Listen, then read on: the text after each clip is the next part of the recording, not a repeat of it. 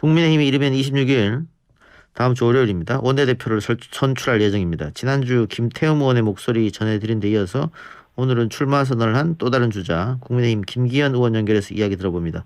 의원님 나와 계십니까? 네, 반갑습니다. 김기현입니다. 네, 안녕하십니까. 자, 원내대표 출사표 던지셨는데 각오부터 들어보겠습니다. 예, 이번 원내대표는 다음 내년도 3월에 있을 대통령 선거를 직접 책임지고 원내 업무를 지휘한 그런 자리가 될 텐데요. 예. 아무래도 내년 대선의 가장 큰 화두는 문재인 정권에 대한 심판, 폭정과 무능, 위선 이런 부분들에 대한 심판이 될 것이라고 보고요. 그런 측면에서 보면 제가 문재인 정권에 의해서 불법 선거 공작 사건 그것 때문에 피해를 본 당사자, 직접 피해 당사자이기도 하고 문재인 정권의 헌정 파괴와 법치 유린 그 현장을 생생하게 목격한 사람이기 때문에 예. 그 점에 있어서 국민들에게 문재인 정권에 대한 심판이 필요하다고 호소하는 데 있어서 매우 제가 해야 될 역할이 크다라고 판단을 하고 있고요.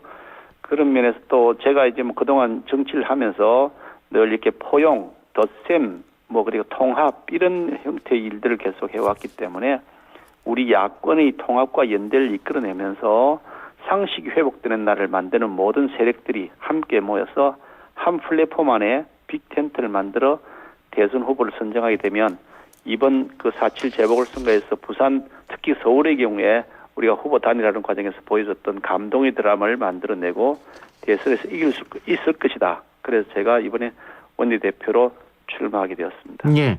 출마 선언문을 보면요. 특정 계파에 속하지 않는다. 과거를 연상시키거나 불필요한 당내 불협화음을 예방하는 적임자다. 이렇게 이야기하셨는데 그러면 다른 후보들은 특정 계파에 속한다거나 불협화음을 낼 수도 있다. 이렇게 볼 수도 있겠네요. 그렇게 제가 말씀드리진 않았고요. 예. 그건 알아서 판단하셔야 되는지 제가 특정인을 거명해서 말씀드린 건 아니고 저는 예.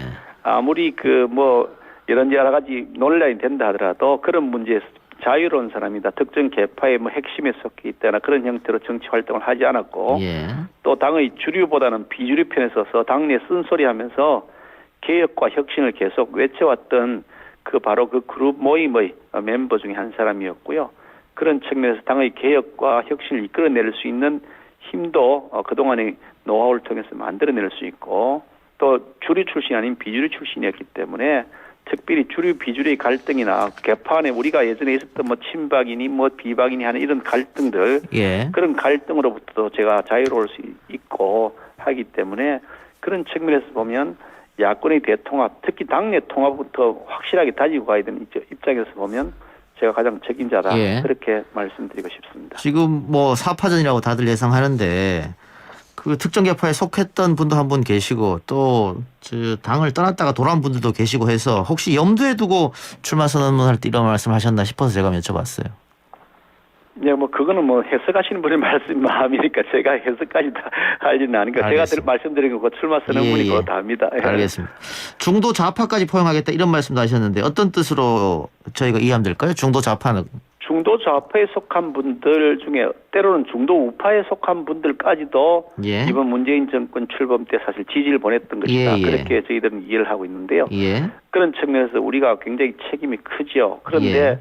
문재인 정권 4년 동안 보아왔더니 말 다르고 행동 다르고 완전히 위선이다. 예. 오만에 가득 차 있다. 불공정과 반칙 특권이 난무하고 있다 하는 점들을 파악을 하고 이제 문재인 정권의 그런 폭정과 이 실정에 대해서 염증을 느끼는 분들이 많이 계시는데요.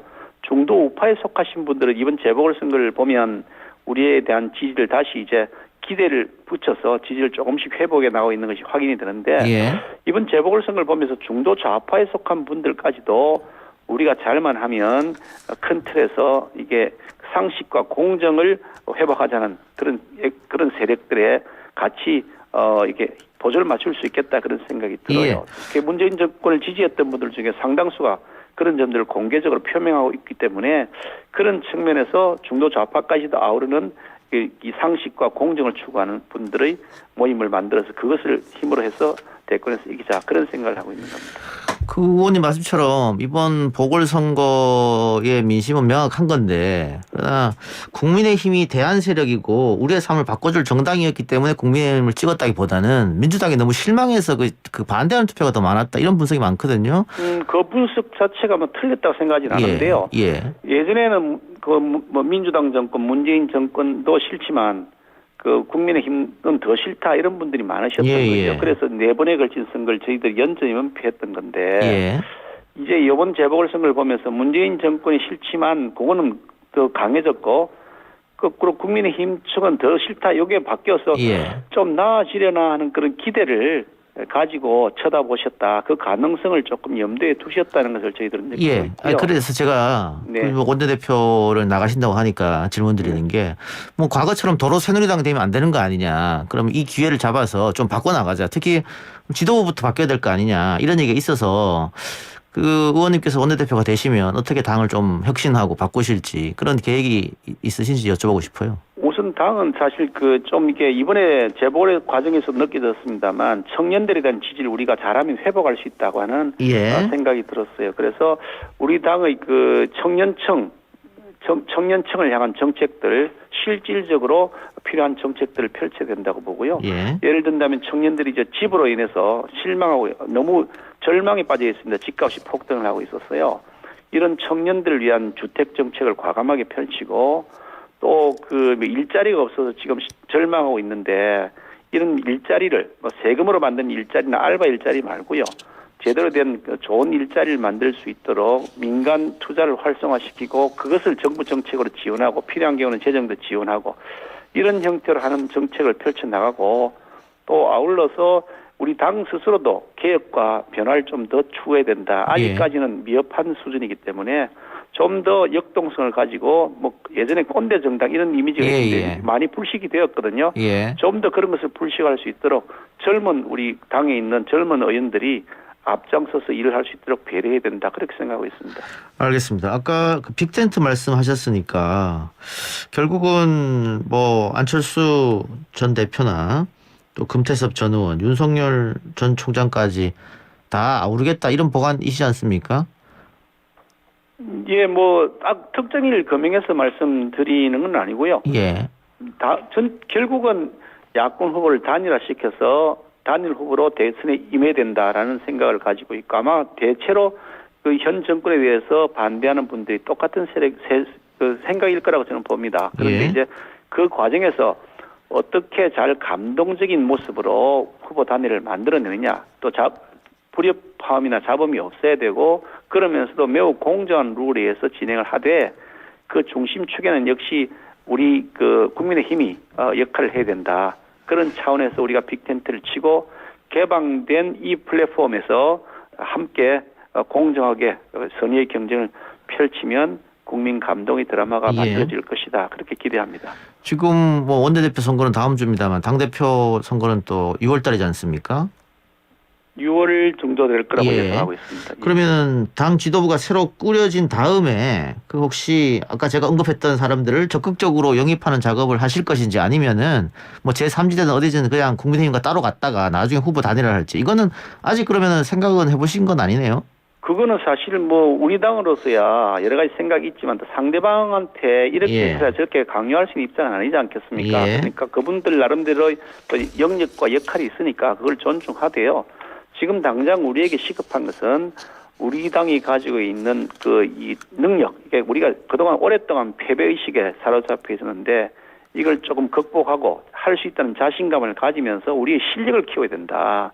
그래서 자강해서 우리 스스로 국민들의 지지를 회복해서 국민들의 지지율이 높아지기 시작하면 자연스럽게 우리 당이 그 야권 통합의 중심축이 될 것이다. 그런 정도의 프로세스를 진행하면서 동시 진행으로 우리 야권 진영에 함께할 수 있는 분들도 같이 보조를 맞추자고 제안하는 것이 도리일 것이다. 그렇게 생각합니다. 제가 아까 언급한 몇몇 분들하고 홍준표 무소속 의원하고는 조금 입장이 다른데 이 홍준표 의원의 복당 문제는 어떻게 되는 겁니까? 홍준표 의원의 복당 문제가 계속 그 거론이 되는데 이것이 뭐 그저 그렇게 뭐 결정적으로 중요한 이슈가 아닌 것 같은데 계속 질문하시는데 아마 관심이 그만큼 크기 때문이겠죠. 뭐 대권 주자 중 한 명이니까 어쨌든. 그러시죠. 그분을 당연히 저희들은 당에 복당을 시켜서 대권 레이스에 참여시켜야 아. 된다. 저는 그렇게 생각합니다. 알겠습니다. 다만 이제 그것을 어떤 프로세스를 통해서 할 거냐, 어떤 타이밍에 할 거냐 하는 부분들은 보다 그 국민적인 공감대를 넓힐 수 있고 시너지 효과를 높일 수 있는 방안이 무엇이냐라는 차원에서 접근할 필요가 있다 이렇게 봅니다. 예. 여당의 파트너는 이미 정해졌습니다. 원내대표 윤호중 의원. 만일 의원님이 야당의 원내대표가 되면은 어떻게 호흡은 잘 맞을까요? 어떻게 보세요? 우선 뭐 윤호중 의원이 오랫동안 사선 국회의원으로 있으면서 의정 활동을 한 경험이 있기 때문에 지금 뭐 그동안의 의정 활동을 보면 매우 좀 이게 독단적이기도 하고 때로는 너무 과격하다는 생각이 든 측면이 있었습니다만 이제 원내대표를 맡게 되면 아마 자기 자신의 직책에 맞도록 조금 달라질 것이라고 저는 예측을 하고 있고요. 원내대표가 무슨 투사처럼 그렇게 하면 그건 원내대표가 안 되겠죠. 그런 면에서 나름대로 의정 활동의 경험을 잘 녹여가면서 국회 운영의 기본 논리를 존중할 것이라고 기대하고 있습니다. 예. 상임위원장 배분 문제와 법사위원장은 어떻게 하실 작정이십니까? 그 상임위원장 배분 문제는 그 민주당 측에서 뭐 나오는 기사를 보면 뭐 그 협상의 대상이 아니다 그런데 예. 저희들이 협상하자 그러지 않았습니다. 협상하는 게 아니고 이거는 당연한 원상 복구의 문제입니다. 예. 빼앗아 간 다음에 돌려주지 않고 줄지 말지에 대한 협상을 하지 않겠다는 것은 그러니까 도둑질에 간 것이 있는데 그 작물을 안 돌려주겠다라는 생각하고 비슷한 거죠. 예. 그것은 이게 빼앗아 간 것을 돌려주는 것은 그것은 돌려줘야 될 의무가 있는 것이지. 예. 그것을 권리로 돌려줄지 말지를 자신이 행사할 수 있는 권리를 갖고 있는 것이 아닙니다. 의무의 이행을 요구하는 것이지 자신의 권리에 따라 선택을 할 것을 요구하고 있지 않습니다. 예. 그러니까는 민주당이 돌려주지 않으면 우리가 따로 돌려달라고 이야기는 하지 않겠다 이 말씀이네요. 아니 뭐 너무나 당연한 건데 안 하겠다 그러면 안 예. 하는 사람들이야말로 잘못된 거죠.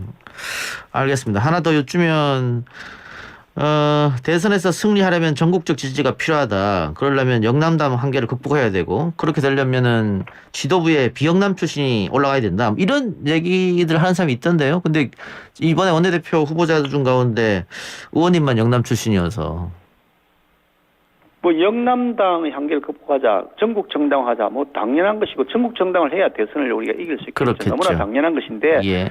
그것하고 원내대표의 연결성은 매우 미약한 것인데 이걸 무리하게 논리 비약을 하고 있는 것이라는 예. 거죠. 20대 국회, 지금 21대 국회입니다만 바로 앞에 20대 국회에 우리 당의 원내대표가 충청, 서울, 경기였습니다. 예. 충청 2분, 서울 2분, 경기 1분이었습니다. 영남권 한 분도 없었죠. 그런데 그 선거에서 충청이나 서울, 경기에서 우리가 약진했냐? 아닙니다. 21대 국회에 아시다시피 우리가 참패했지 않습니까? 예. 그러니까 원내대표가 어느 지역인지 여부하고 선거하고는 결부시키는 것 자체가 매우 커다란 논리적 비약이 거기에 내재되어 있는 것이기 때문에 예. 원내대표가 없는데 그 영남, 비영남 이렇게 얘기하는 것 자체가 조금 넌센스입니다. 예. 당대표는 어떤 인물이 돼야 한다고 보세요? 당대표, 아직 제가 사실 누구라고 말씀드리기가 곤란한 것이 만약에 제가 원내대표가 당선이 되면 대표 권한대행이 돼서 당대표를 뽑는 전체 진행을 맡아 하는 위원장이 되는데 예. 제가 어떤 사람이 된다 얘기하면 매우 불공정 시비에 걸리겠죠. 예. 그런데 원내대표가 나중에 되고 난 다음에 그 어떤 생각을 갖고는 있지만 지금 말씀드린 것은 예의가 아닐 것 같습니다. 뭐 어떤 자질이나 역량이 필요하다. 뭐 이런 건 말씀하실 수 있잖아요. 뭐 야당의 그 변화와 혁신을 이끌 수도 있고 이끌어야 되고 또한 아울러서 좋은 우리 대권 후보를 공정한 룰에 따라서 세울 수 있는 사람. 예. 그리고 국민적 지지를 그만큼 확보할 수 있는 그런 인물. 뭐 그렇게 원칙론적으로는 얘기할 수 있지 않겠습니까? 알겠습니다. 뭐 선거가 한 일주일 남았는데 어떻게 동료 의원들 많이 만나고 계십니까? 예, 계속 많이 만나고 있고요. 굉장히 많은 분들이 적극적인 지지에 의사를 표명해주고 계십니다. 알겠습니다. 좋은 결과 있길 바라겠습니다, 의원님. 감사합니다. 네, 지금까지 국민의힘 김기현 의원이었습니다.